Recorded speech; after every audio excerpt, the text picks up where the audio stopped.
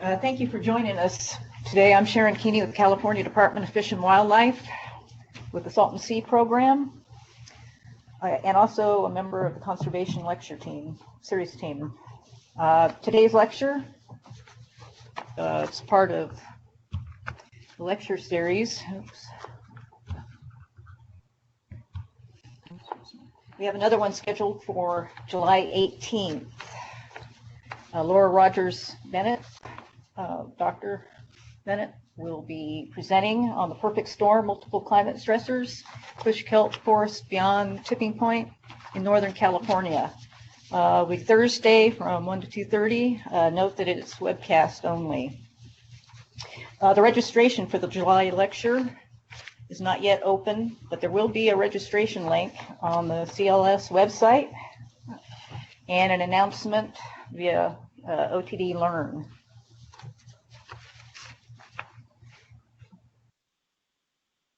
I'd like to ask you to please hold questions until the end of the talk. For those of you on WebEx, please type questions in the chat box, and I'll give those to the presenter after he finishes his presentation.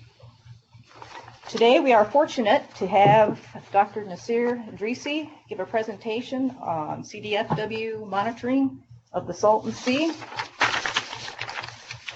Nasseer is a senior scientist with CDFW Salton Sea program and brings extensive research experience in the areas of aquatic ecology, limnology, and biological oceanography. Nasseer has served as faculty at the University of the Virgin Islands, conducting research and teaching as part of the NSF-funded Virgin Islands experimental program to stimulate competitive research program, contributed to developing a master's program in marine and environmental science. Nasseer is a faculty member at the American University in Iraq, teaching life sciences and introductory statistics to Iraqi students, as well as contributing to the design of field research for students as part of the USA Peer Project, Freshwater Science and Policy in the Human-Dominated Tigris River Basin. Nasseer is fully and enthusiastically immersed with the CDFW Salton Sea program, and I can attest to that. Thank you for everything you've done so far. He received his bachelor's degree from the University of Basra, Iraq in 1984 in aquatic biology, his master's degree from the Marine Science Center, University of Basra in 1989 in marine biology. Nasseer received his PhD from SUNY College of Environmental Science and Forestry, Syracuse, New York in 1997 in aquatic ecology.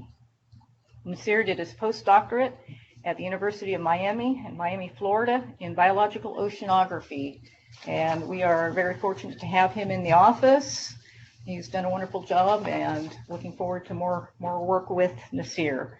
Perhaps most importantly, in our office, he loves pepperoni pizza. So thank you for speaking to That's not in my bio. Anyway, thank you for speaking to us today, and I will turn it over to you. Thank you very much. Thank you, Sharon, and thank you to the Conservation Lecture Series, and thanks to Caesar for getting the whole technology set up here. So if anything goes wrong, it's his fault. Yeah. Right. So what I will be doing is I'll be pointing if it's not too important, or use the cursor so it's here. If it's something that's very important. So today I'll be talking about the Salton Sea, our CDFW monitoring effort there. And I would like to start with this slide here, and the motivation for this is from a couple of months ago. We had the UN report on global assessment, and there they predicted that the global biodiversity or species extinction will be increasing as time goes forward. And one of the main reasons for that is human impacts on ecosystems. And I think it's about time for us as scientists and ecologists to include humans in our analysis of ecosystem dynamics, because we are a large part of the dynamics within ecosystems. So here, this is a picture of the Salton Sea, and looking from the north, so I'll use the cursor here, from the north and all the way to the southern end, and we can see the dark patches on the land are agricultural areas, which are very important for economic development. At the same time, it comes at a cost, at a cost to the environment and at a cost to society itself. And that cost needs to be paid up front, or our kids or our kids' kids pay it. And then if we let it go to our kids or our kids' kids paying for the cost of our development, then there's a probability that the cost may go up, may stay the same, it may go down. We don't know, but there is that chance that we need to take.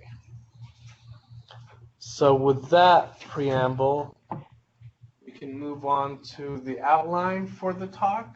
I'll start with the origins of the current Salton Sea. Then we'll talk a little bit about water quality, pupfish monitoring, tilapia or the remaining fish population within the Salton Sea, bird monitoring, and then the fate of the Salton Sea and its food web. And we will end with concluding remarks.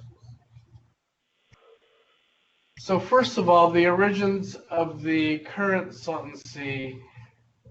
Before we talk about that, we need to understand that the Salton Sea and that whole region is inundated with water over a long period of time, from prehistoric Lake Kawia, which covers a large area within the Salton Basin, and that comes and goes. The reason why is it gets inundated through flooding of the Colorado River, and that water then comes into the depression, which is the Salton Basin. And that water recedes because it is a terminal lake, and over time, because it's within a desert environment, it evaporates and goes away.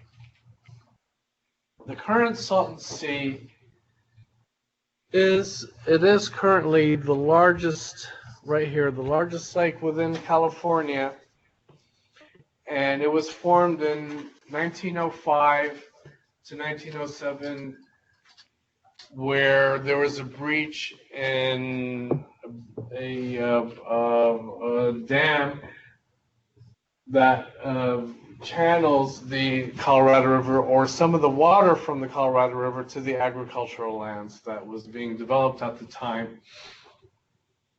The desert conditions, as I had said, has led to the evaporation of the Salton Sea and its diminishing size. So here we have a map. This is from the SDSU website, as you can see in the bottom left here. And in the middle, we have the Salton Sea, which is at an elevation of minus 227 feet. At the time that this map was drawn, it's much less than that now. Not by much less, but it's around 235 or something like that. Okay, yeah. If you look at the dotted lines here, the first set of dotted lines is where we have sea level, and then the next set of dotted lines is at 3,000 feet elevation. water enters the Salton Sea from the Alamo River and the new rivers from the south, and the Whitewater River at the north here, which now is not the Whitewater. It's been developed into a canal, which is the Coachella Valley Stormwater Drainage Canal. I want you to keep in mind here we have the Salt Creek to the northeast, and then San Felipe Creek, which are important desert pupfish habitats, and we'll talk about that later, but I want you to keep that in mind as we move forward. Also in the map you can see the delineation between California and Baja California, which is in Mexico. Mexicali is right down here, and Arizona is over here. This is the Colorado River, and most of the water that enters the Salton Sea originates from the Colorado River. So now that we have a picture of the region, we can move forward with looking at the major nutrients. And the major nutrients here, we're mostly going to look at phosphorus and nitrogen that are the most biologically active nutrients. Here I used the system for looking at the classification of inland lakes. So if we have total phosphorus in the springtime, as we see here, springtime total phosphorus 0 to 12 micrograms per liter, that would be classified as an oligotrophic system. 12 to 24 would be mesotrophic, 25 to 95 would be eutrophic, and above 96 micrograms per liter of total phosphorus during spring overturn would be hypereutrophic. And there is a relationship between mean summer chlorophyll or phytoplankton bloom and spring total phosphorus. And this information or type of classification came from Dillon and Rigler in 1974, and this was done for Canadian Shield Lakes, which is in Ontario, the province of Ontario in Canada, not the city of Ontario in California, where we're in right now. And it's a good system of classification that we use still till today. So these data are from the Bureau of Reclamation for 1999, and then from 2004 to 2018 is the latest data that's been analyzed and quality controlled. So the blue line is the mean for Alamo River and New River, which is to the south, if you remember, of the Salton Sea. The orange line is in the Salton Sea proper. So SS1 is the North Basin, SS2 is the middle of the sea, and SS3 is the southern region of the sea. And WTP and WNO3 are for the Whitewater River. As we can see here, in 2007 we have a peak. Looking at the Salton Sea itself, we have a peak in the total phosphorus, which is around, I think, 60 micrograms per liter, and then it started to increase from 2017 and 2018. And we have here, if we just focus on the Salton Sea, a decrease in the nitrogen, inorganic nitrogen, which is a combination of NO3 nitrate plus nitrite, which is why here on the y-axis I've written NOx, and the X represents the 3 and the 2 for the nitrate and nitrite. What this tells us currently and over the past couple of years is that the conditions are good for the development of nitrogen-fixing cyanobacteria, which we've seen recently blooms of. Just quickly, the Whitewater and the Alamo and New Rivers, we see very high concentrations both of the phosphorus and the nitrogen, and that's likely due to runoff from agricultural lands and untreated waste from municipal drainage.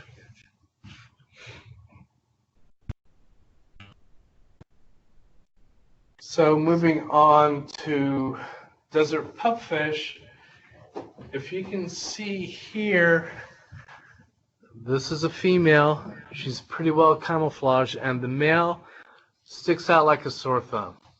Blue, bright blue. So here we have two desert pupfish that do what pupfish do best, and that's cuddling together with each other. And up here, I like this picture because up here we have a voyeuristic pupfish who wants to join them, but is, I guess, kind of shy. Anyways. So this is work that Sharon is doing for desert pupfish surveys. So the trapping is conducted in selected tributaries and pools and ponds using minnow traps baited with cat food? Canned cat food, yes. Canned cat food, not the kibbles, canned cat food. Right.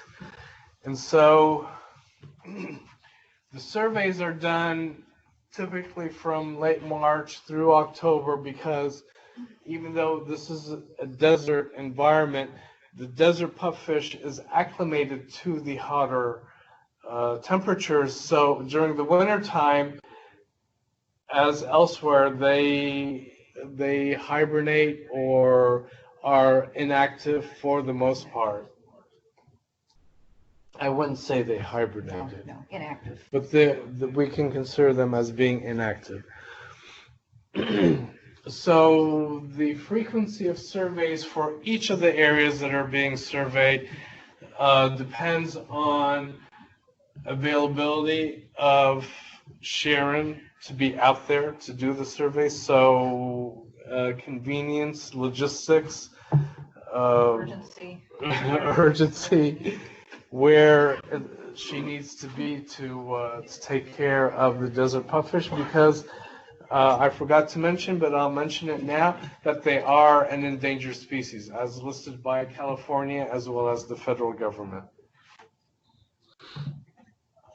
San Felipe Creek, if you recall from the map, it's in the southwest area of the Salton Sea region. And last year, Sharon did find pupfish still present, even though the water level was fairly low. Continuing to decline. And continuing to decline. Found them this year, too. Right, I remember you saying that. So Sharon did find them this year as well. The southern drains in Imperial County are currently being surveyed. I think Sharon found or detected pupfish in 2 of 9 drains that you've surveyed already? Yes. Right. So as an example here we have for the whole of Salt Creek, the pupfish and other species that are present within that system we have pupfish dominating the system in the summertime, except for here in 2017 where the mosquito fish dominated. And here in the lower panel we have environmental variables that include dissolved oxygen in the blue, temperature in the green, and salinity in the red. So here I have a picture of a crayfish that Sharon just collected. Was it this week or last week? A couple of days ago. So here, and I had to reduce the picture size because, and I put it here towards the end of the graphic because Sharon found them in historically high numbers, and this particular individual has a juvenile pupfish within its claw right here. So this is a predatory organism within the same environment as the pupfish, and please note that this it's probably a rusty crayfish, as well as the red swamp crayfish are invasive species within the area. And let me remind you that most invasive species that we find within ecosystems are brought in either on purpose or incidentally through human activity within the environment.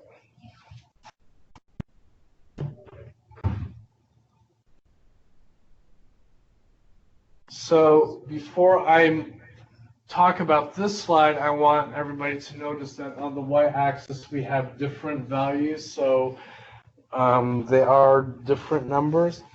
So let's first talk about the upper Salt Creek, which is in the upper panels. Here we have April and June. In April, the organisms are just becoming active, and in June we have juveniles and larvae entering the system, which is why we have such a large number of pupfish. But if we look at the lower panel, Varner Harbor, between April and October, in October the fish have gone to the age where they're being recruited into the adult population.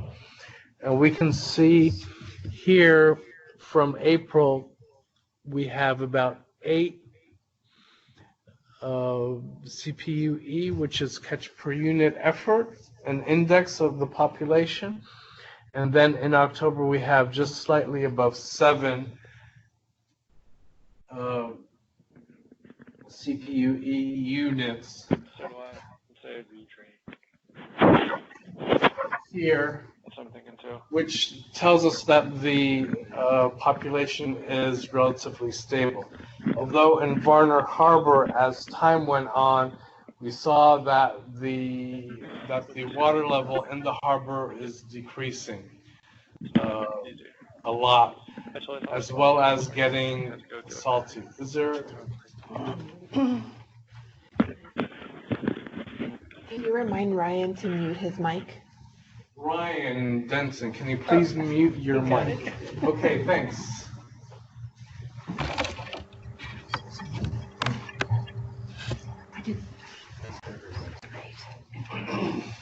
So,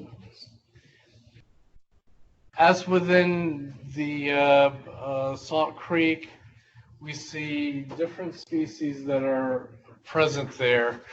Invasive species such as the mosquito fish, which is right here, the sailfin molly, as well as the indigenous and endangered pupfish, desert pupfish. In terms of tolerances, all three tolerate within the same range of temperature. However, the mosquito fish tolerates lower salinity, so as the water gets saltier and saltier, the mosquito fish disappears from the system. However, the sailfin molly and the desert puffish tolerate similar temperature ranges as well as similar salt ranges. Therefore, in order to understand which of the species can outcompete the other, we need to understand their physiological tolerances, acclimation, and then to understand which species is positioned to acclimate to abrupt changes, because that's critical to understanding the success of the species within a changing environment.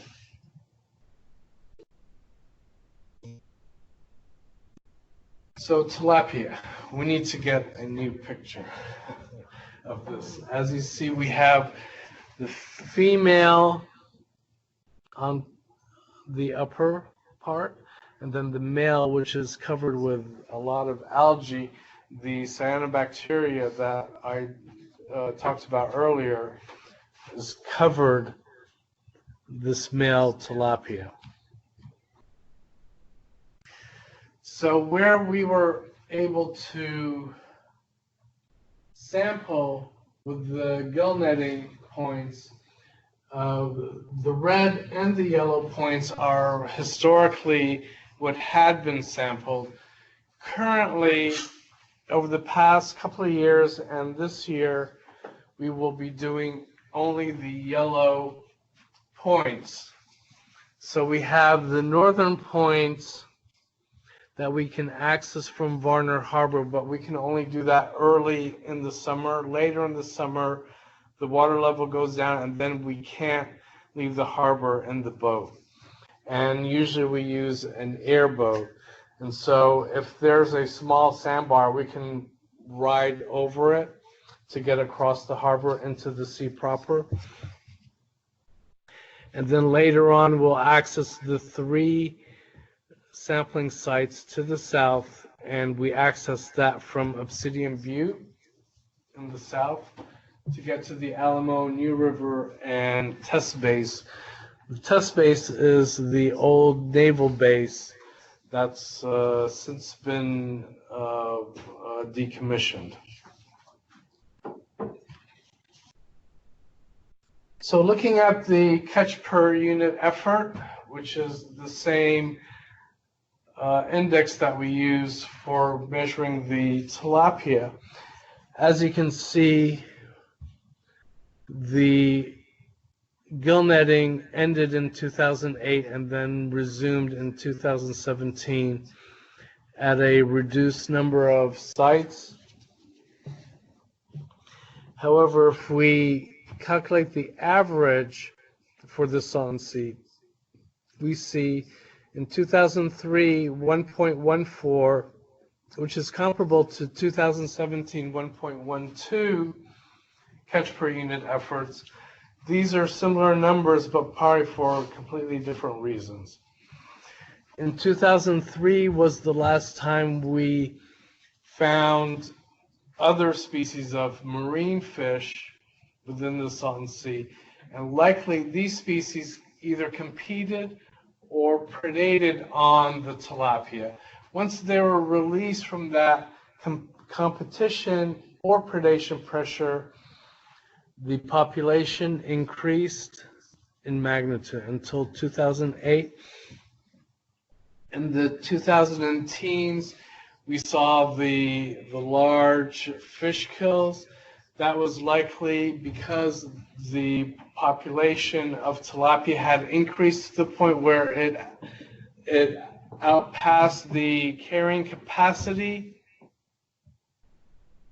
for tilapia in the Salton Sea, and that led to the fish kills, the large die-offs. The large die-offs then reduced the population tremendously until we got to 2017, and the 1.12 catch per unit efforts in 2017, which is likely because of the high salinity, high temperatures, increased stress on the tilapia. The large kills, can we leave questions to the end? And that led to the reduced catch per unit effort in 2017, which continued into 2018, where we had a catch per unit effort at a historic low of 0.45. Now, if we look at the size structure in 2017, we see the size structure heavily on the large side, which means that there's likely minimal recruitment in 2017 that led to the decrease in the catch per unit effort from 1.12 to 0.45. However, in 2018, we do see some recruitment. So this year, we may actually see an increase in the catch per unit effort. But we haven't gone out yet, which we're hoping to go out soon to start our gill netting surveys. The large sizes here are probably what was left over from the large sizes that we saw in 2017.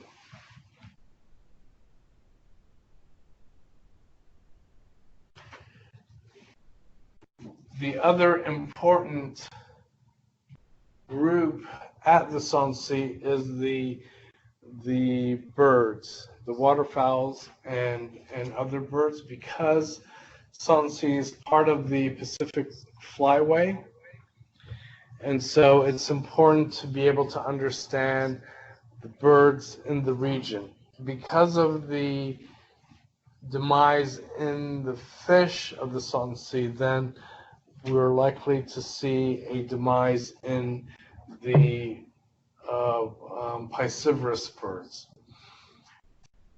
The type of surveys, by the way, Samantha Haynes is the one who is doing these surveys. We have the aerial surveys,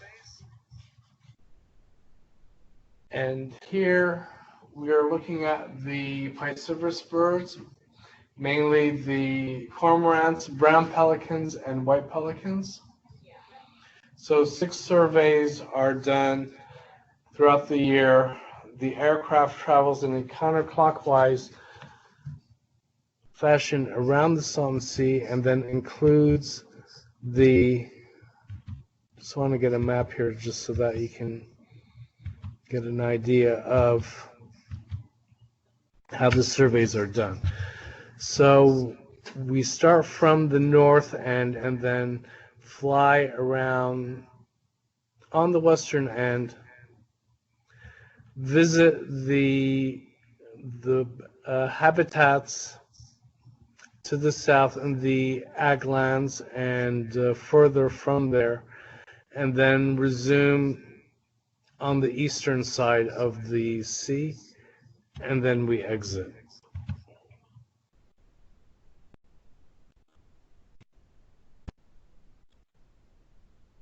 And that's the aerial surveys.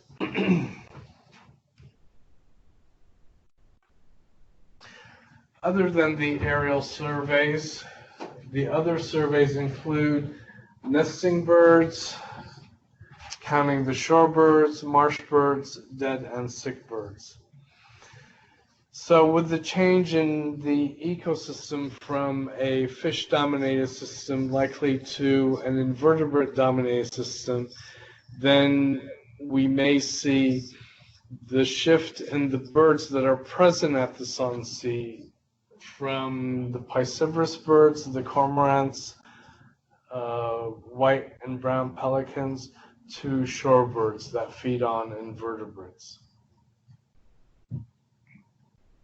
But we need to analyze those data.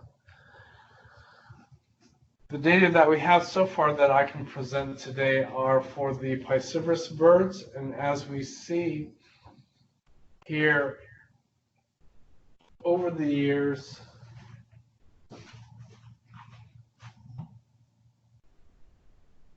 we have the population sizes fluctuate until we get to the middle of from 2015, 2016 onwards, we see a precipitous decline in the piscivorous birds, where this decline in the piscivorous birds follows the decline in the tilapia populations, and that is likely the reason why the piscivorous birds may not be coming to the sea. They may come to the sea, but see that there's no fish there, food for them, and then go somewhere else. And that's yet to be determined. What do you think, Sam?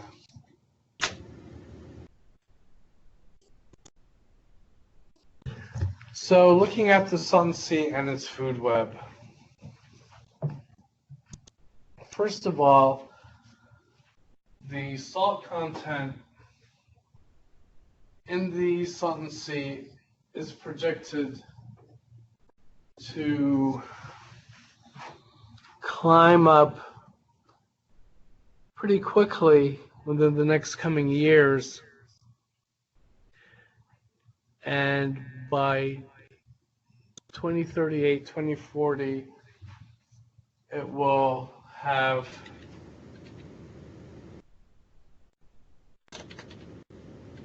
topped off at around 300 parts per thousand, or 300 grams per liter. Here we have 300,000 milligrams per liter, and that's total dissolved solids, which in the Salton Sea, as many inland saline lakes, is not the same salt content as seawater. So it's a little bit different, which is why for inland saline lakes we use total dissolved solids, or TDS, as the measure for salt in these lakes. So because there are many unknowns in the food web for the Salton Sea, it's easier to just picture it as a food pyramid. And I can show you something like this, which is our token slide of people looking at a slide and not knowing what is going on here. So this is work that I did a while back, but we don't need to talk about this. Instead, we can talk about the Salton Sea food pyramid, where we need to figure out the different components in terms of energetic requirements and availability. So here, if for fish, we have 33,000 calories, and assume 1,000 fish within the system. To sustain that 1,000 fish, we would need 330,000 calories from invertebrates and plants to fulfill the needs of 1,000 fish, and that's assuming a 10% energy efficiency, or excuse me, assimilation efficiency for those fish. Now, because it appears that the Salton Sea is tending from a fish-dominated system to an invertebrate and plant-dominated system, including the microbial loop, then these are areas that need to be studied in order to better understand the dynamics of the ecosystem within the Salton Sea.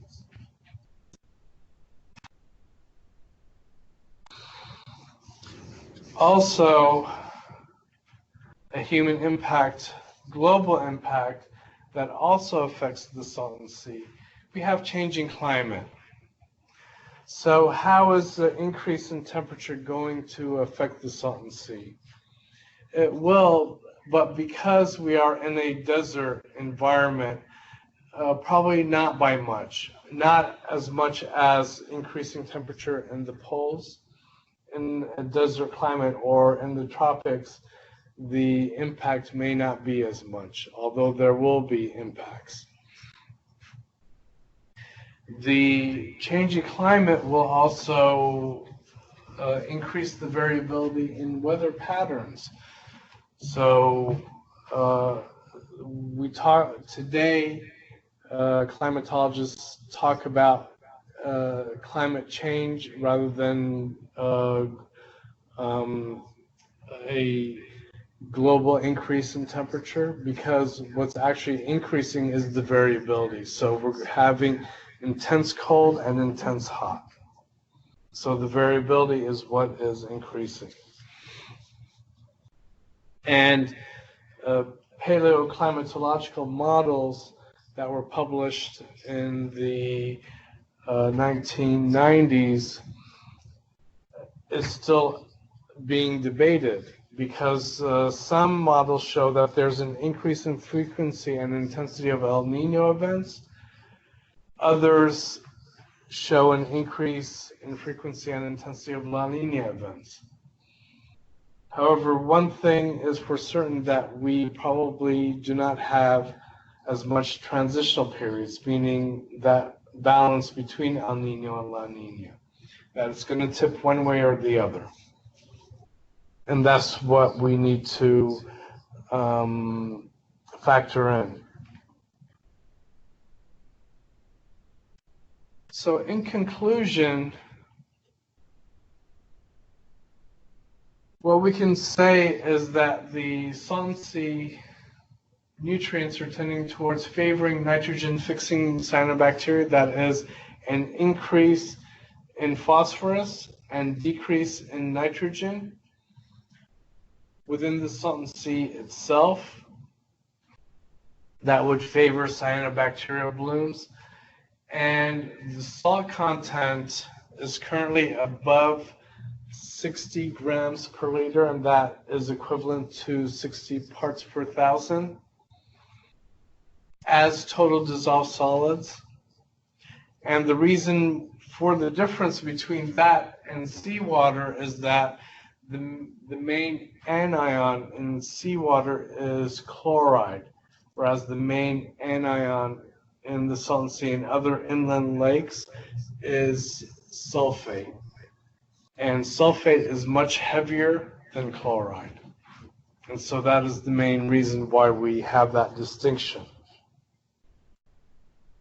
But if we want to compare the Salton Sea to seawater, average seawater in the oceans is 35 PSU, which is practical salinity units that we use today, and that's equivalent to parts per thousand or grams per liter. So even though desert pupfish populations appear to be stable, the environmental conditions are deteriorating, and we will see a decline in pupfish populations, especially with the presence and increasing invasive species within the ecosystem. So in 2019, which is this year, and in the Salton Sea, which people may think that we're crazy going out in the desert in the summer, but that's when things are biologically active. So that's when we will be surveying the pupfish and continue surveying the birds as well as the gill netting for fish populations within the Salton Sea. And even though the cutoff for tilapia that had been predicted was 60 parts per thousand or 60 grams per liter of salt within the Salton Sea, I think we may still find some fish there. And hopefully we'll be able to report back on our findings once that's done. And the increase in salt content in the Salton Sea is likely due to the reduction in freshwater flow to the Salton Sea from the rivers as well as from the agricultural drains into the sea.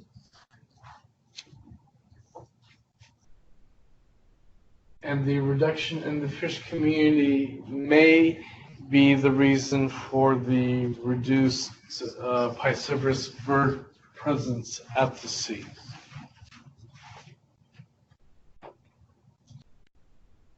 We can also see that the current configuration of the Salton Sea food web, which is fish dominated, is declining, and maybe declining may not be the correct phrase, but what we can say is the food web is shifting from a fish-dominated system to an invertebrate-dominated system.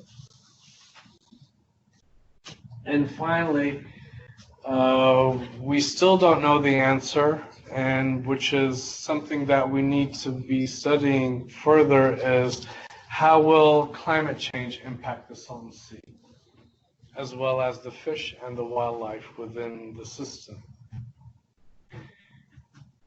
And thank you very much. Questions? Yes. There's a 10-year gap from 2008, 2016, 17 from the gill netting. Right. I forget, did we not do it, or how? We did not do it.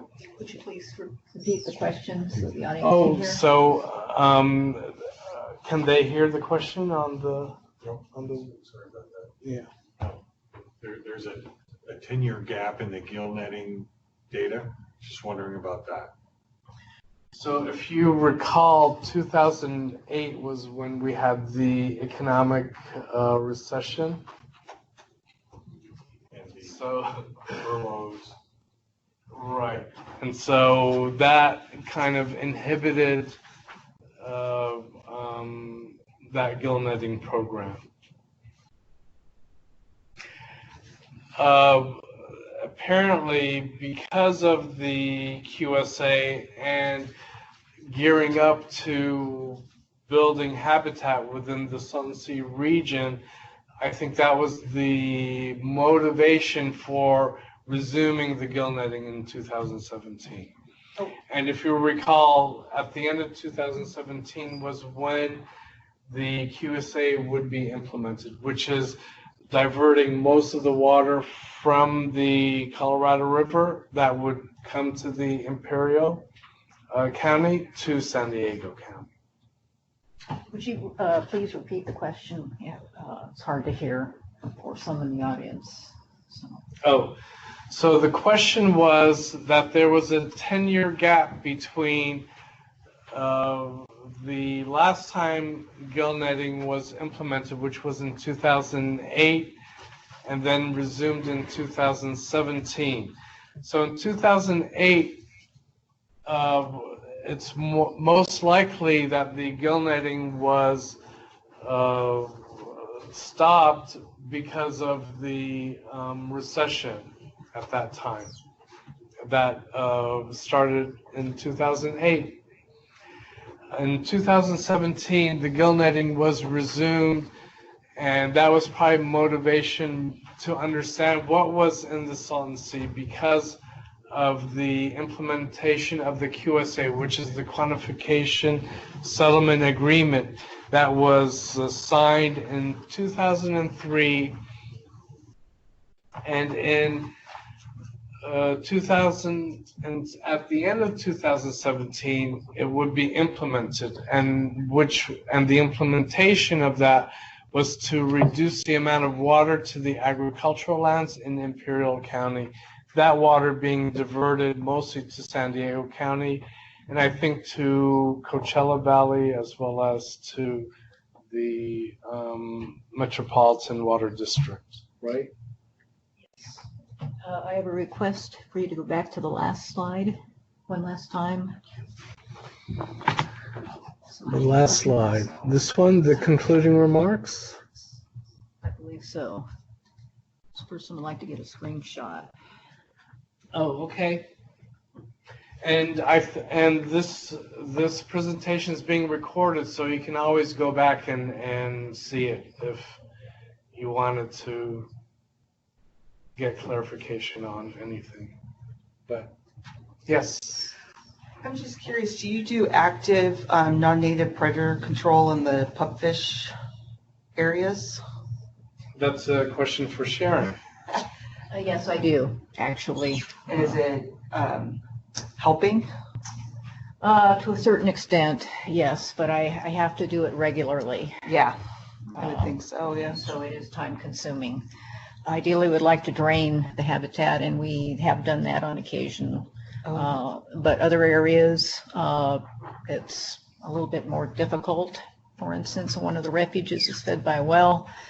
We are a little concerned that if we turn off the well, that we may, given the water situation, we may not be able to actually get the water flowing again. And so we're still debating about how to remove all the non-natives from that particular area. Are most of the populations on conserved land? Or are there some, I mean, the core populations, are they mainly? Many of them are, but actually, well, but the drained populations, we do have quite a few of those, but some of those are within the Coachella Valley multi-species HCP, but even within like San Felipe Creek, most of the parcels are owned by either the department or BLM, but there are a few private parcels, and in some cases that has created some issues with development and with water use wells for areas for palms or for solar or cannabis. Yeah.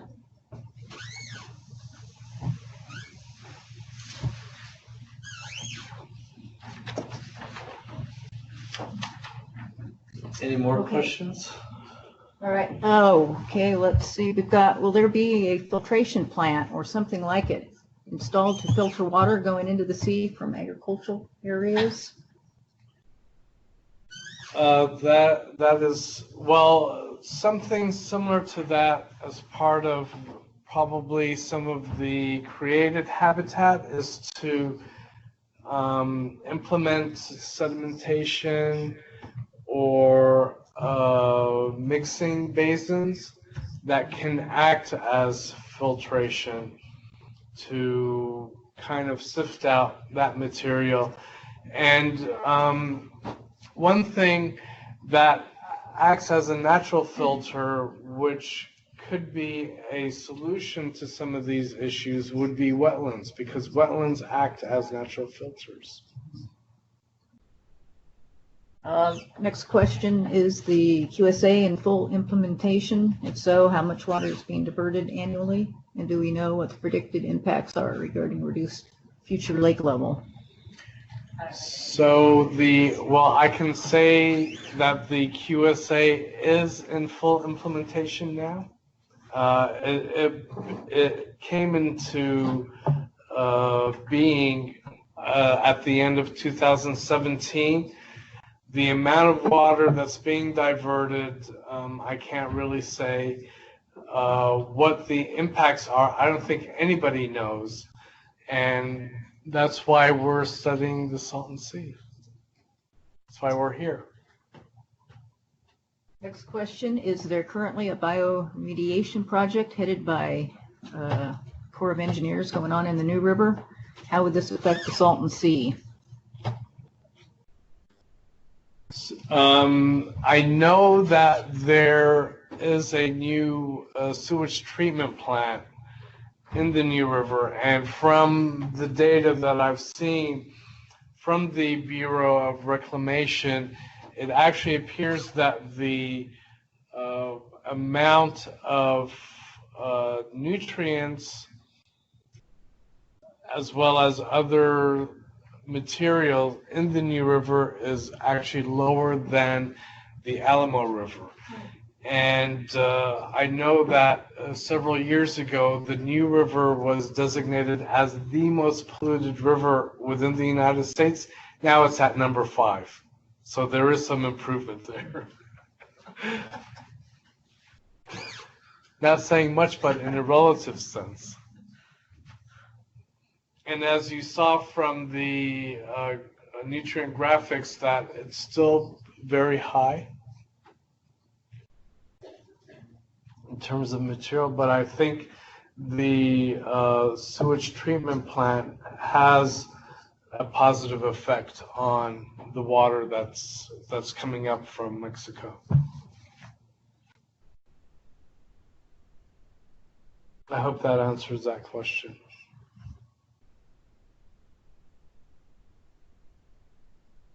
Anything more, Sharon? That's it.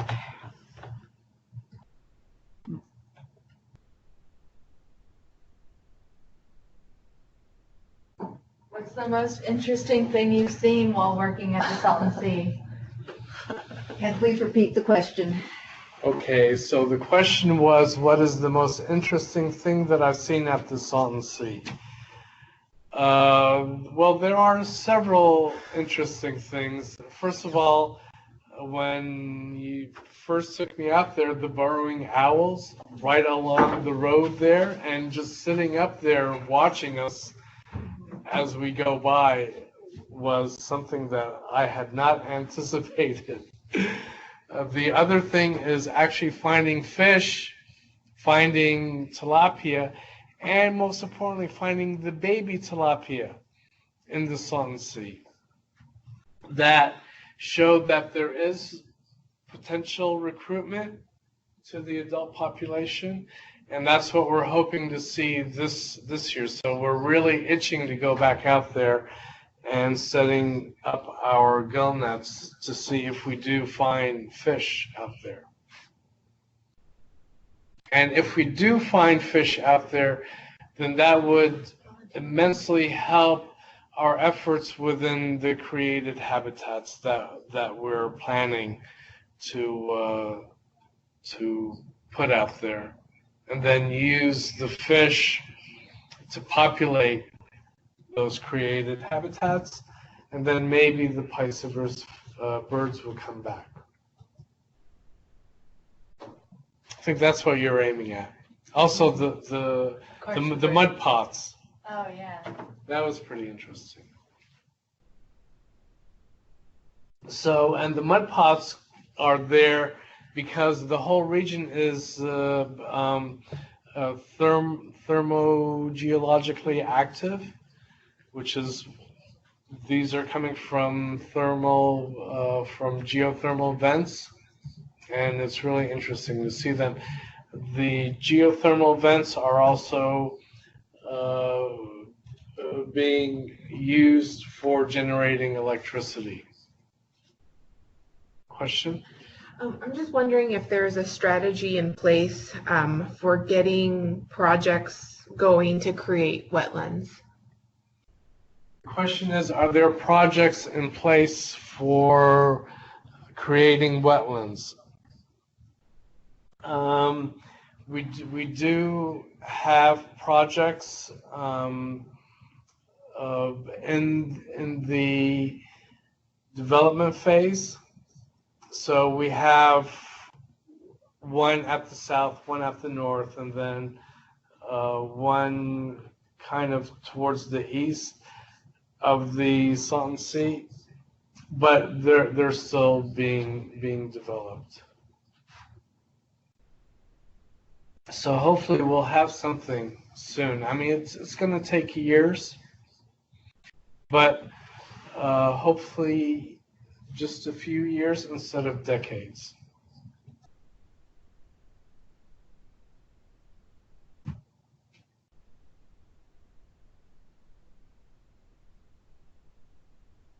Any more questions? No. Okay, then, thank you very much. Thank you for inviting me to talk at the conservation lecture series. And hopefully we'll have some good news from the Salton Sea all around. Thank you very much. Yeah, thanks very much, Nasseer, for presenting today. We really appreciate it. Thanks all. That's exactly what I was writing down. It's like mitigation.